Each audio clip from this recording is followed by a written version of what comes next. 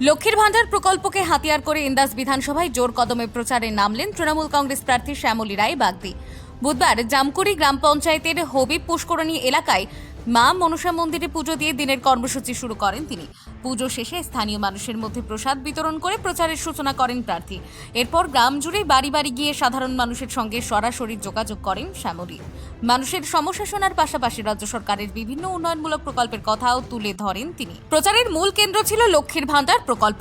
প্রার্থীর দাবি, এই প্রকল্পের মাধ্যমে মহিলাদের আর্থিক স্বনির্ভরতা অনেকটাই বেড়েছে। বর্তমানে সাধারণ শ্রেণীর মহিলারা মাসে ১,৫০০ টাকা এবং তপশিলি জাতি ও উপজাতির মহিলারা ১৭০০ টাকা করে পাচ্ছেন, যা সংসার চালাতে গুরুত্বপূর্ণ সহায়তা দিচ্ছে।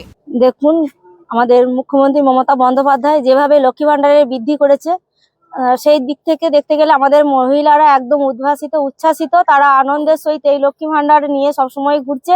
কারণ দিদি যারা আমাদের জেনারেল আছেন তাদের জন্য ১৫০০ টাকা বৃদ্ধি করেছে এবং যারা এসসি আছে তাদের জন্য ১৭০০ টাকা এই লক্ষ্মী ভান্ডার দিয়ে চলেছেন। এই লক্ষ্মী ভান্ডার যাতে আগামী দিনেও যাতে বহাল থাকে এবং উন্নয়নের ধারা যাতে বহাল থাকে, সেই জন্যই আজকে এই মহিলাদের উচ্ছ্বাস এবং সাধারণ মানুষের উচ্ছ্বাস। 57 তপশিলি ইন্দাস বিধানসভার অন্তর্গত পাত্রসাহের যে 5টি অঞ্চল আছে, তার মধ্যে এই জামকুড়ি অঞ্চলে এসে আমরা প্রথমেই হবিব পুষ্করণীতে এসে উপস্থিত হয়েছিলাম এবং সেখানে মা মনসার মন্দিরে পুজো দিয়ে আমরা এই প্রচারে শুরু করেছি।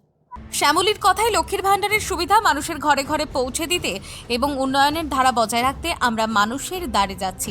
একই সঙ্গে তিনি আশাবাদী, মানুষের সমর্থন নিয়ে ফের তৃণমূলকে জয়ী করে মুখ্যমন্ত্রী হিসাবে মমতা বন্দ্যোপাধ্যায়কে দেখতে চাইবে রাজ্যবাসী।